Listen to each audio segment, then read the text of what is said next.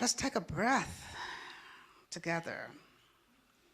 We're still talking about the transformative power in blessing. And it's in the blessing where the power is, not of the blessing, which is external. It's in the blessing that we've been talking about all month. And just to remind you, Ernest Holmes defines blessing as a positive statement that is not right. The blessing definition that we are talking about this month is wishing the very best from the bottom of our hearts for someone else in total sincerity. Wishing the very best for another person from the bottom of our hearts in total sincerity. That's the definition that we've been working with. Wishing the very best for someone else from the bottom of our hearts in total sincerity. Ernest Holmes defines blessing as a productive statement about someone or some condition. A productive statement about and directed to someone else or toward a condition. And so that's still the very best. If it's productive, it's about the very best, and that's what we've been talking about all month.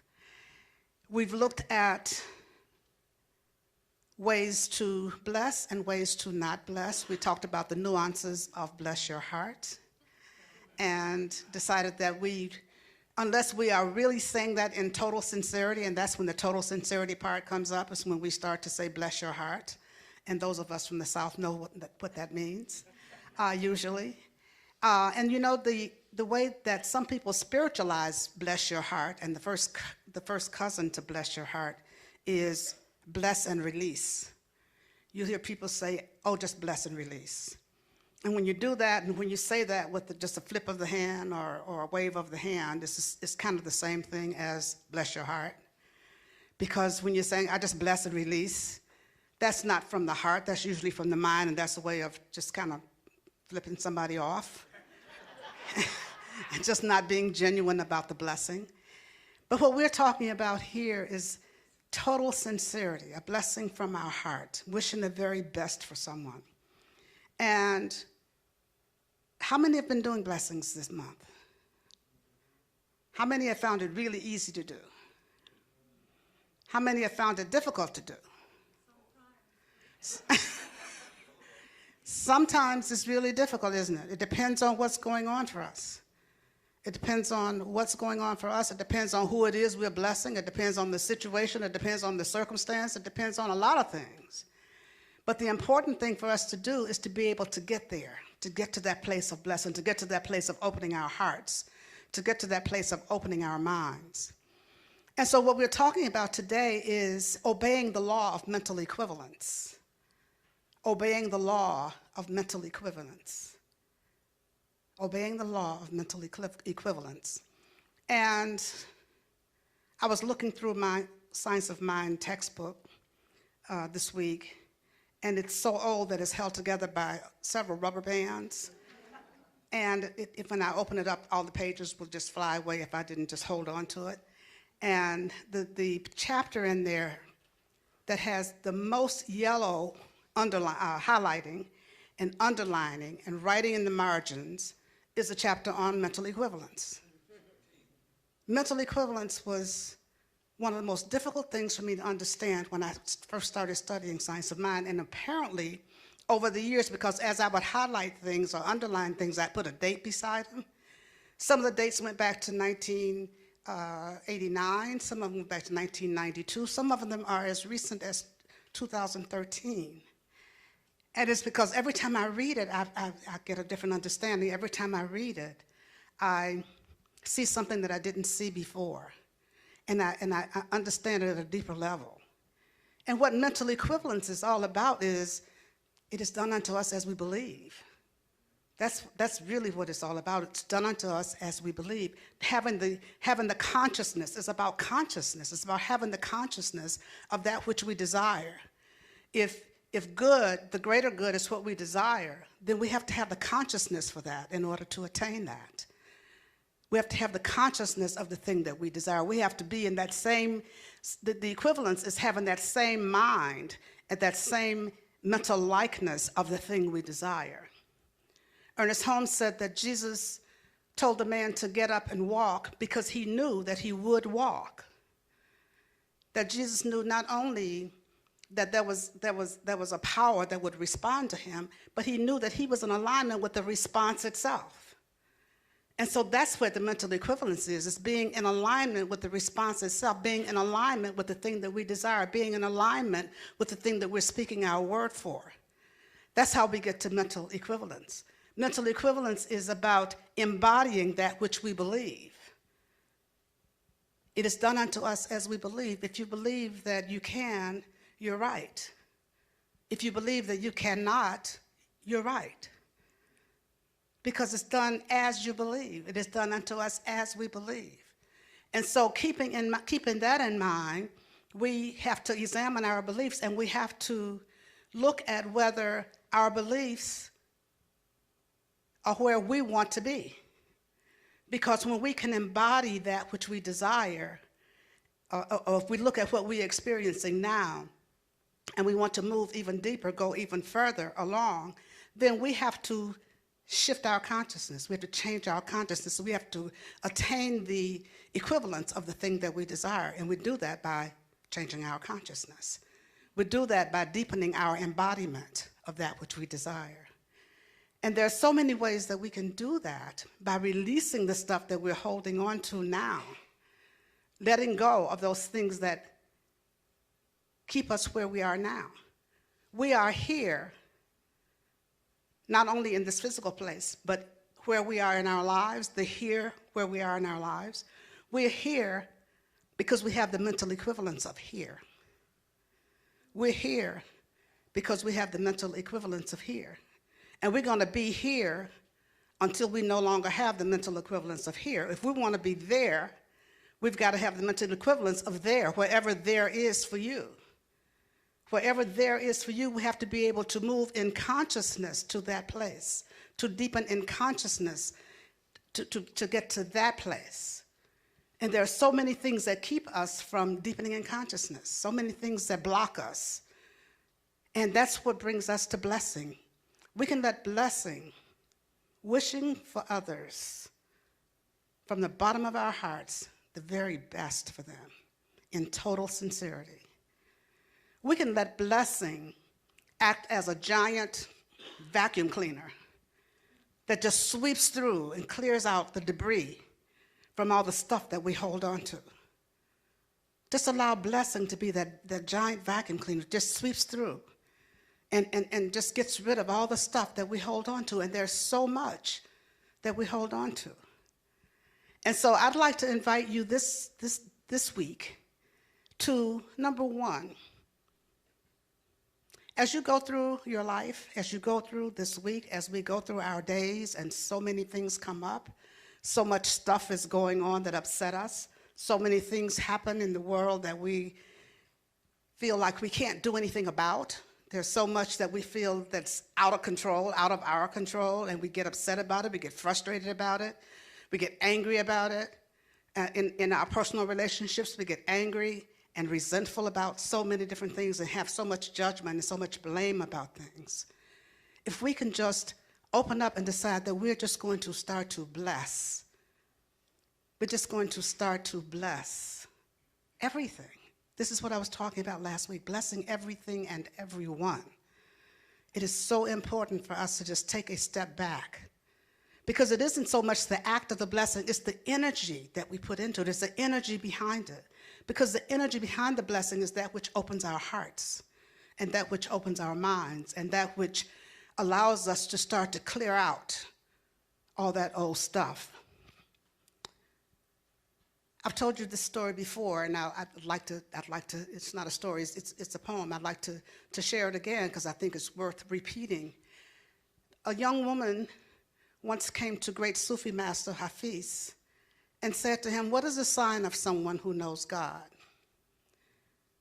And Hafiz paused and looked her deeply in the eye and said, "My dear, one who knows God has dropped the cruel knife that he holds against their tender self and others. One who knows God has dropped the cruel knife that they hold against their tender selves and others. One who knows God has dropped the cruel knife, the knife that he holds against their tender self is the way he put it, and others. And so I'm inviting you this week to let blessing be our weapon of choice. Let blessing be our weapon of choice. The cruel knife that you may have been holding on to may have been judgment. It may have been anger. Somebody really made you angry. Or you see something on TV that really makes you angry. Or something that really frustrates you. Or something that really makes you resentful. Or something that just boggles the mind. Some of the things we see and hear can boggle the mind. And we are in a place that is so far removed from loving, being open, being caring, that it seems like, how will we get there? We just want to do something. We want to lash out. But you know what? Lashing out is the same consciousness that created the problem that you're looking at. Lashing out in anger, in judgment, in blame is the same consciousness that created the problem in the first place.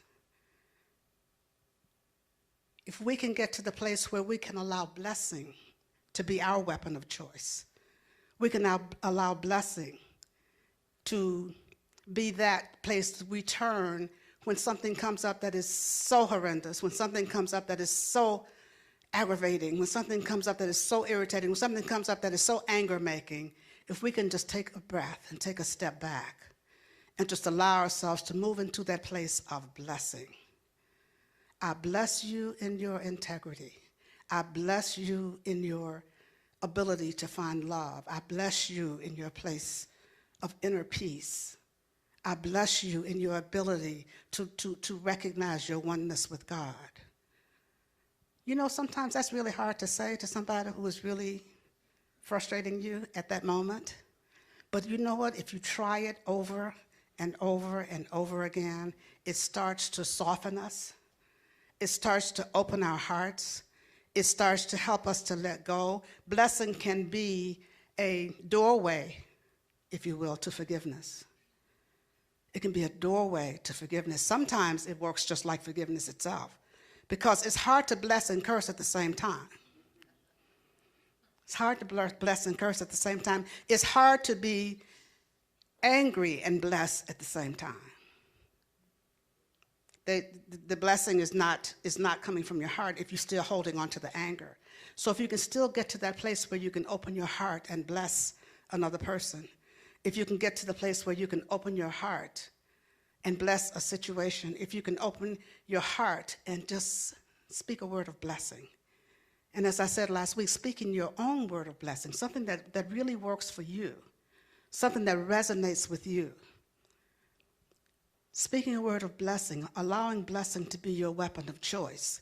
And when you do that, the second thing you want to do, in addition to coming to that place of blessing, is putting feeling and emotion into it, because our feelings and our emotions are creative.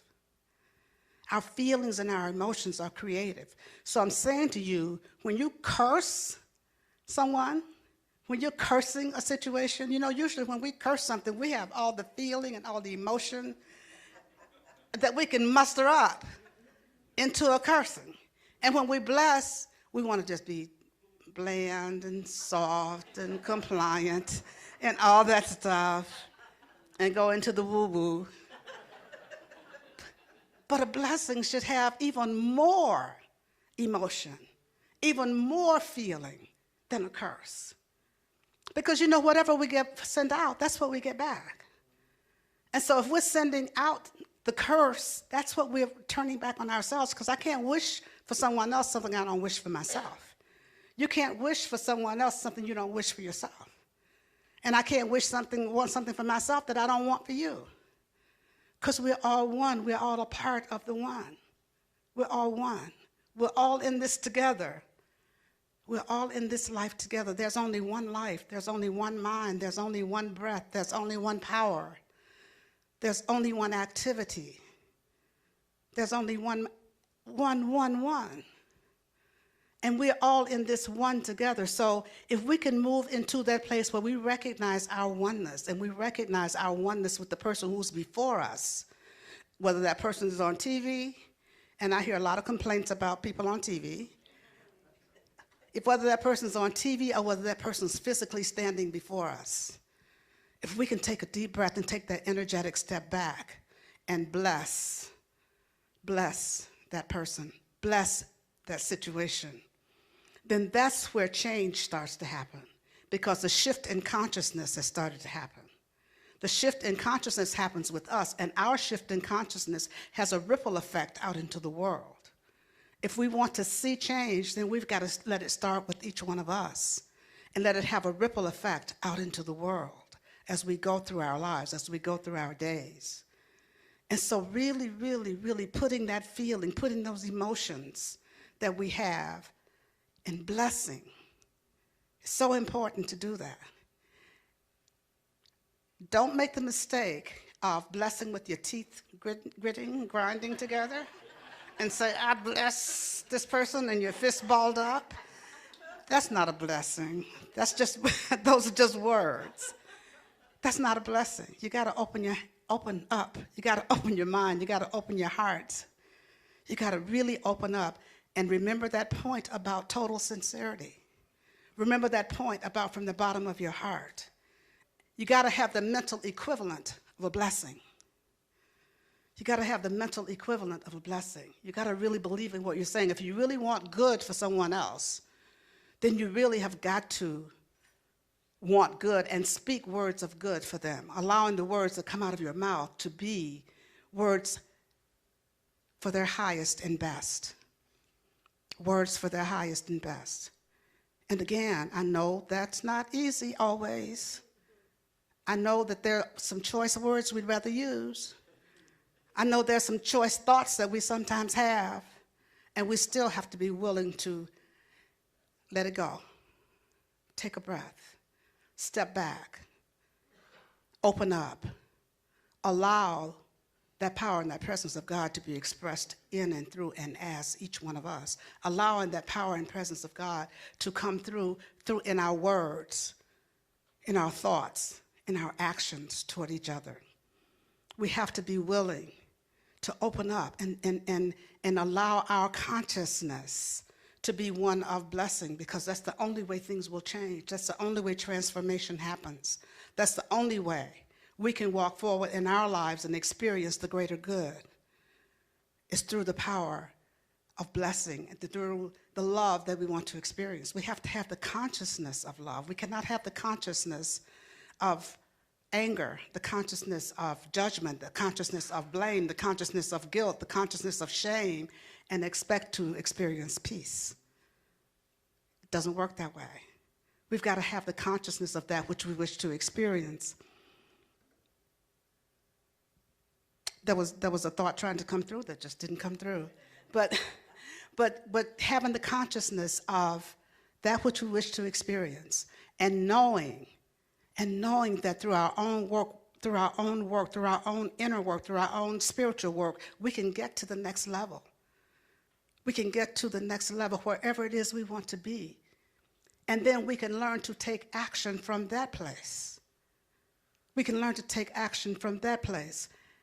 We can learn that, as I've said before, blessing is silent action. Blessing is action that sometimes it seems like we're not doing anything, but we are. Because there's an affirmation that Ernest Holmes uses that says that we must say that there is one supreme intelligence that guides and guards and tells us what to do, when to act, and how to act. There's one supreme intelligence that guides and guards and tells us what to do, when to act, and how to act. When we can go to that one supreme intelligence, when we keep returning over and over again to that one supreme intelligence, it will guide us to the right action to take. It will guide us to the thing that we need to do. It will guide us to that place of not only when to act, but how to act. This is what we learn through just returning over and over unto God, returning over and over into the presence of God. And blessing helps us to do that. When we can be in that place of wishing the very best for somebody else, we're moving into that energy of the presence of God. We're moving into that energy of oneness. And when we're in that place of oneness, when we're in that place of the allness and fullness of God, that's when change happens. That's when change happens. That's when change happens. Ernest Holmes says a problem does not end when we find a solution, but when we have inner peace. A problem does not end when we find a solution, but when we have inner peace.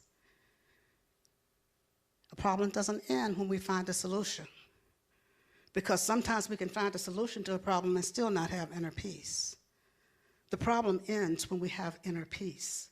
And that inner peace comes from our own work. That inner peace comes from our own willingness to shift our consciousness, to shift the way we act, to shift the way we think, to shift the way we talk, to shift the way we respond to each other. Just because somebody responds to you in an angry fashion doesn't mean that you have to respond the same way. It means that you can just take a step back. Just take a step back and bless them. And bless them and allow them to be where they are in that space. And not allow that to change your consciousness. Not allow that to lower your consciousness. Not allow that to bring you into that place of mental equivalence with their anger, or with their judgment, or with their blame, or with their shame, or whatever it may be. So we have to be keepers of our own consciousness. We have to be in a place of wanting to be in oneness always with everything and everyone, and knowing that we are anyway. We are all one anyway. And so when someone's acting out, and when someone's doing something that we don't agree with, and when someone is doing something that's really awful, we still have to recognize there's a divinity in that person. There's a divinity in that person, just as there's divinity in each one of us. And when we bless them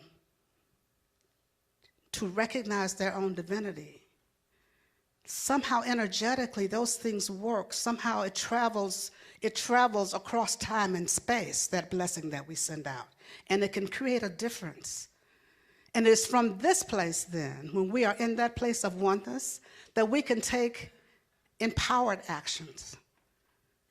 When we are in that place of allowing that divine intelligence, that supreme intelligence within us to tell us when to act and how to act, then we will know exactly what action we want to take. We will know exactly what we need to do next. We will know exactly whether or not anything needs to be done at all.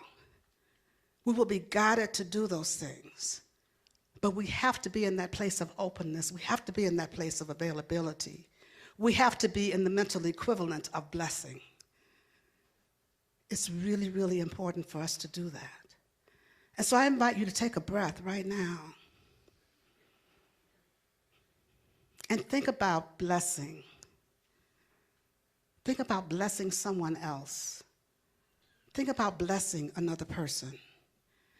And don't just listen to, people have been talking for the last couple of weeks, talking to me about blessing, but don't just listen to what they say. I had a therapist who used to tell me all the time, don't just listen to what people say. Watch the way they move their feet. People will say anything, but watch the way they move their feet. People will say anything. They speak all the right words, and they do something that's totally different. That's what I also call walking in the direction of your prayer work.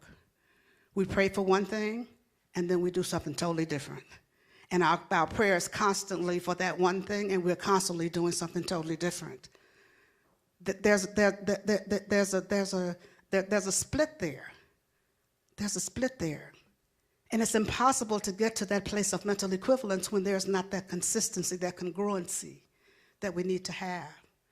So making sure, always, making sure that the words we speak are true. The words we speak in blessing are from a place of total sincerity. The words we speak in blessing, that our intention is one from a place of oneness, from a place of total sincerity, from a place of openness, from a place of love. Because that place of love is the strongest thing ever. And that love has to be extended toward everybody. That love is the only thing that heals. And this is not just airy-fairy talk. We know hate doesn't heal.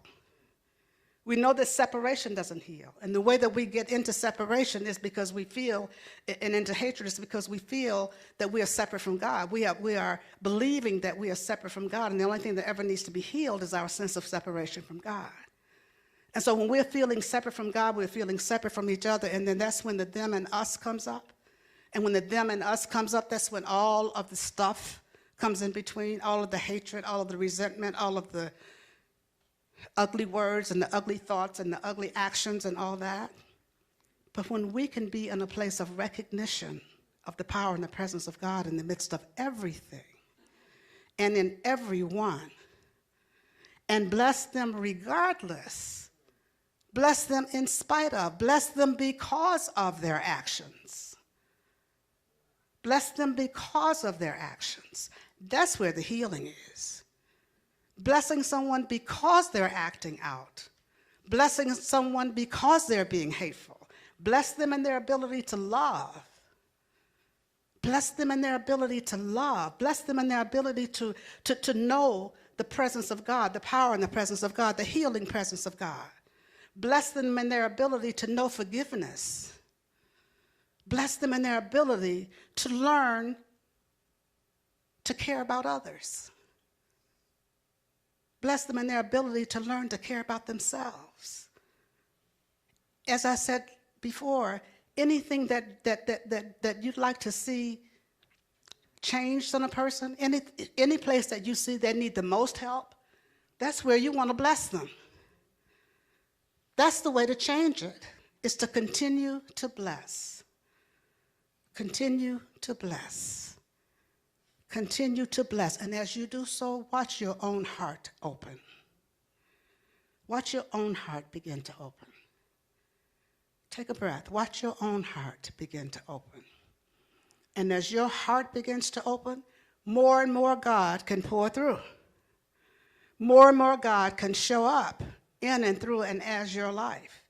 And you will be guided, and you will be guarded, and you will be told exactly what to do. You will be told when to act. You will be told how to act. If there's some action you want to take in response to what someone else does, you'll be guided to do that. You don't have to fight. You don't have to curse. You don't have to worry about it. You just be open, and you will be guided. Because, there's a way of responding. I want to say fight, and I will. There's a way of fighting without hatred. I don't mean physical fighting, but there's a way of fighting without hatred. There's a way of fighting back. There's a way of responding. There's a way of changing things, of bringing about change with an open heart, with love in your heart, because you want to see change, because you know that there's a better way. You know that there's a better life. And there's a way to get to that. There's a way to get to that without hatred, without yelling, without screaming, without cursing. You step back and you don't move until you know. That's a Bias Beckwith song. I don't move until I know that I walk in the love of God. And when you know you're walking in the love of God, then every step is guided. Every step is guided from on high. Every action taken is inspired. And it may look like you are demonstrating or protesting or doing whatever it is, but you're speaking up, you're holding others accountable, you're doing whatever it is you need to do from a place of blessing, from a place of open-heartedness, because when we bless people, sometimes we have to help them along. If we want someone to experience and to recognize their own divinity, sometimes we have to help them along in that. But we do it from a place of open-heartedness. And that's what I'm encouraging you to do today. To think about someone in your life, someone in your experience, someone who really, really, really gets on your last nerve.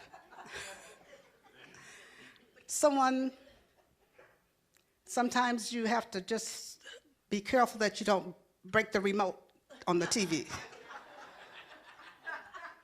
I hear people complaining about that too. Just making sure you don't break the remote. And that could be on either side. I'm not taking sides. I'm just saying, if there's someone on TV, whatever side they're on, who really makes you feel like you want to throw the remote into the TV or break it or almost break your hand trying to change the channel, then, there's a time to take a breath. There's a time to step back energetically. There's a time to bless whoever it is you want to throw that remote at. That's the time to really open your hearts and to really be mindful of what your thoughts are, because thoughts are creative. Our thoughts are creative. Our thoughts are creative. And we have to be mindful of what we are creating, because that's what got us here. What we created got us here. If we want to move from here, wherever here is, we have to change our thoughts. Because we can't, the thoughts that heal are not the same thoughts that created the dis-ease. And so we have to keep that in mind, that dis-ease is created by a different thought and has a different mental equivalent than the thoughts that create healing. And so that's what we want to begin to experience in our lives. Thoughts of healing, words of healing, words of love, words of blessing, words of oneness, a recognition of oneness, a recognition, a true recognition of that one supreme intelligence within each one of us that is always guiding us, always directing us, always telling us what to do, always telling us when to act, and always telling us how to act. Let's take a breath and just take this affirmation into our hearts. And this affirmation is in the chapter on mental equivalence, if you want to read it. It's much longer than this, but just saying to yourself, there is one supreme intelligence that guides and guards and tells us what to do, when to act, and how to act. Now repeat that after me out loud. There is one supreme intelligence that guides and guards and tells me what to do, when to act, and how to act. There is one supreme intelligence that guides and guards and tells me what to do, when to act, and how to act. Take a breath and say that again. There's one supreme intelligence that guides and guards and tells me what to do, when to act, and how to act. Breathe that in. And all we have to do right now as we breathe in is to breathe in the awareness of the presence of that one supreme intelligence that is within each and every one of us, that is within each and every person you come in contact with, that is in the midst of each and every circumstance, in the midst of each and every situation, in the midst of each and everything in our lives. That one supreme intelligence is right there. It's right there in the midst always. The allness and the fullness of God is always, always in the midst of everything. It's in the midst of our lives, and it is in the midst of every life with whom we come in contact. And those we don't come in contact. It's in the midst of everything. And so we want to develop the mental equivalence of the goodness of God that we want to experience in our lives. We want to develop the mental equivalence of the blessing that we give to others, that we send out for others. And the mental equivalence of the blessing we want in our own lives. The blessing that we want in our own lives.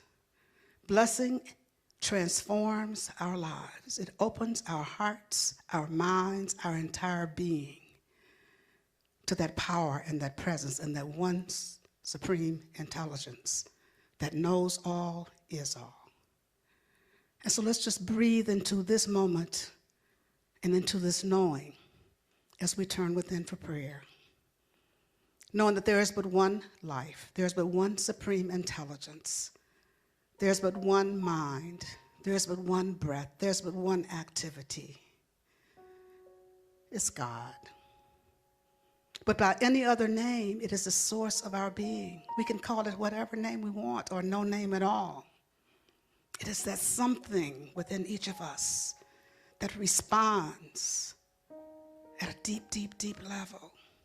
There's that something within each of us that guards us and guides us and lets us know exactly what to do, tells us what to do, when to act, how to act. There's that something within us that heals our wounds, that heals our sense of separation. There's that something within us that loves and loves and loves and is love itself. There's that something within us that is forgiveness itself.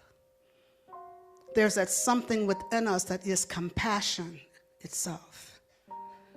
There's that something within us that is joy. There's that something within us that is acceptance. There's something within us that is peace and peace of mind. There's that something within us that is the truth of who we are. That's something within us from which we can never be separate. That's something within us that is our very life, that is constantly moving us forward, constantly inspiring us, constantly holding us close, constantly lifting us up, constantly being itself in and through and as our very lives. And this something that I choose to call God is always right where we are, always waiting our recognition, always healing, always coming forth as wholeness, coming forth in our lives as all needs met, no matter what those needs may be, coming forth as perfection, as truth, as God itself. And so I pause momentarily so that you may speak the names of anyone you'd like held in prayer. You may speak their names silently or loud, and you may speak them now.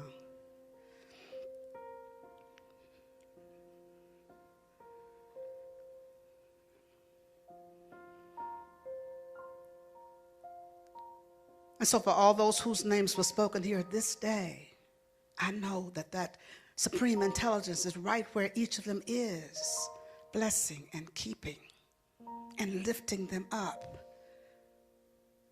That in the midst of pain, in the midst of fear, in the midst of doubt, whatever it is, that supreme intelligence is there, right here, right now. Every situation, every circumstance has that supreme intelligence in its midst, at its center.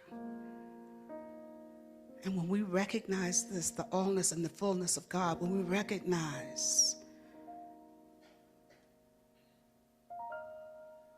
then we're able to bless everything and to bless everyone and to bless every situation and circumstance and to know that healing goes out into the world.